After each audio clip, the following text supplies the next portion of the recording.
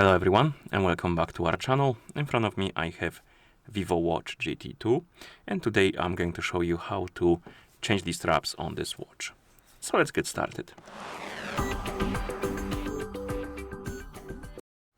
So if you want to change the straps on your watch, first you need to flip it around and go to the back of the watch.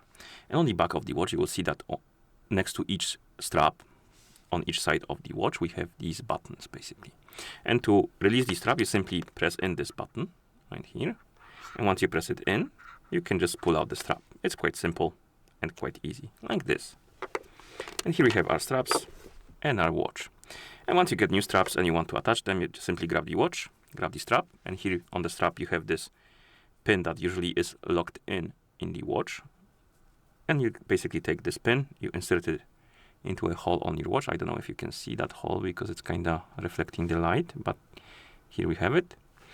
And you can simply just insert it at the angle like that, push it in, and once it clicks in, it will hold. Quite simple and quite fast, like that.